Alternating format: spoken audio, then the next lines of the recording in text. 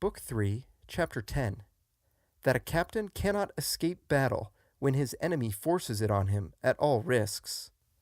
Gnaeus Sulpicius, when appointed dictator against the Gauls, being unwilling to tempt fortune by attacking an enemy whom delay and a disadvantageous position would every day render weaker, protracted the war. When a mistake is made of a sort that all or most men are likely to fall into, I think it not amiss to mark it again and again with disapproval. Wherefore, although I have already shown repeatedly how in affairs of moment the actions of the moderns conform not to those of antiquity, still it seems to me not superfluous in this place to say the same thing once more. For if in any particular the moderns have deviated from the methods of the ancients, it is especially in their methods of warfare, wherein not one of those rules formerly so much esteemed is now attended to. And this, because both princes and commonwealths have devolved the charge of such matters upon others, and, to escape danger, have kept aloof from all military service, so that, although one or another of the princes of our times may occasionally be seen present in person with his army, we are not therefore to expect from him any further praiseworthy behavior. For, even where such personages take part in any warlike enterprise, they do so out of ostentation, and from no nobler motive, though doubtless from sometimes seeing their soldiers face to face, and from retaining to themselves the title of command, they are likely to make fewer blunders than we find made by republics, and most of all by the republics of Italy, which, though altogether dependent upon others, and themselves utterly ignorant of everything relating to warfare, do yet, that they may figure as the commanders of their armies, take upon them to direct their movements, and in doing so commit countless mistakes, some of which have been considered elsewhere, but one is of such importance as to deserve notice here. When these sluggard princes or effeminate republics send forth any of their captains, it seems to them that the wisest instruction they can give him is to charge him on no account to give battle, but, on the contrary, to do what he can to avoid fighting, wherein they imagine themselves to imitate the prudence of Fabius Maximus, who, by protracting the war with Hannibal, saved the Roman commonwealth, not perceiving that in most instances such advice to a captain is either useless or hurtful. For the truth of the matter is that a captain who would keep the field cannot decline battle when his adversary forces it on him at all hazards, so that the instruction to avoid battle is but tantamount to saying, "You shall engage when it pleases your enemy, and not when it suits yourself." For if you would keep the field and yet avoid battle, the only safe course is to interpose a distance of at least 50 miles between you and your enemy, and afterwards to maintain so vigilant a lookout that should he advance, you will have time to make your retreat. Another method is to shut yourself up in some town, but both of these methods are extremely disadvantageous, for by following the former, you leave your country a prey to the enemy, and a valiant prince would far sooner risk the chances of battle than prolong a war in a manner so disastrous to his subjects, while by adopting the latter method and shutting yourself up in a town with your army, there is manifest danger of your being besieged, and presently reduced by famine, and forced to surrender.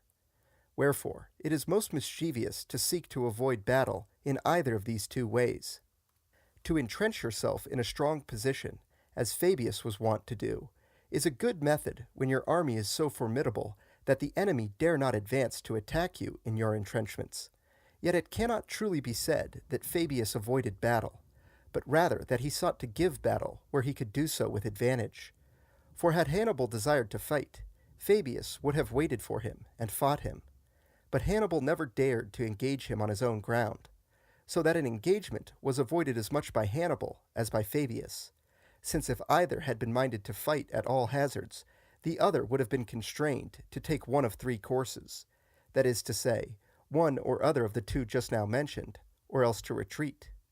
The truth of this is confirmed by numberless examples, and more particularly by what happened in the war waged by the Romans against Philip of Macedon, the father of Perseus. For Philip, being invaded by the Romans, resolved not to give them battle, and to avoid battle, sought at first to do as Fabius had done in Italy, posting himself on the summit of a hill, where he entrenched himself strongly, thinking that the Romans would not venture to attack him there. But they, advancing and attacking him in his entrenchments, drove him from his position, when, unable to make further resistance, he fled with the greater part of his army, and was only saved from utter destruction by the difficulty of the ground, which made it impossible for the Romans to pursue him. Philip, therefore, who had no mind to fight, encamping too near the Romans, was forced to fly,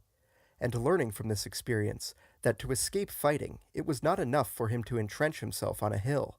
yet not choosing to shut himself up in a walled town, he was constrained to take the other alternative of keeping at a distance of many miles from the Roman legions.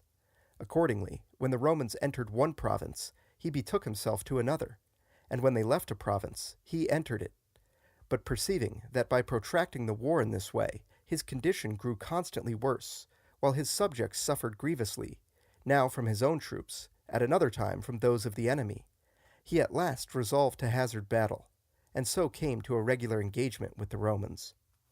It is for your interest, therefore, not to fight when you possess the same advantages as Fabius or as Gnaeus Sulpicius had. In other words, when your army is so formidable in itself that the enemy dare not attack you in your entrenchments, and although he has got within your territory, has yet gained no footing there, and suffers in consequence from the want of necessary supplies. In such circumstances, delay is useful, for the reasons assigned by Titus Livius when speaking of Sulpicius. In no other circumstances, however, can an engagement be avoided without dishonor or danger. For to retire as Philip did is nothing else than defeat, and the disgrace is greater in proportion as your valor has been less put to the proof. And if Philip was lucky enough to escape, another, not similarly favored by the nature of the ground, might not have the same good fortune. That Hannibal was not a master in the arts of warfare, there is none will venture to maintain. Wherefore, when he had to encounter Scipio in Africa, it may be assumed that had he seen any advantage in prolonging the war, he would have done so, and, possibly, being a skillful captain and in command of a valiant army, he might have been able to do what Fabius did in Italy. But since he took not that course, we may infer that he was moved by sufficient reasons. For the captain who has got an army together, and perceives that from want of money or friends he cannot maintain it long, must be a mere madman if he do not at once, and before his army melts away, try the fortunes of battle, since he is certain to lose by delay, while by fighting he may chance to succeed. And there is this also to be kept in view, that we must strive, even if we be defeated, to gain glory, and that more glory is to be won in being beaten by force than in a defeat from any other cause. And this we may suppose to have weighed with Hannibal. On the other hand, supposing Hannibal to have declined battle, Scipio, even if he had lacked courage to follow him up and attack him in his entrenched camp, would not have suffered thereby, for as he had defeated Syphax and got possession of many of the African towns, he could have rested where he was, in the same security and with the same convenience as if he had been in Italy. But this was not the case with Hannibal when he had to encounter Fabius, nor with the Gauls when they were opposed to Sulpicius.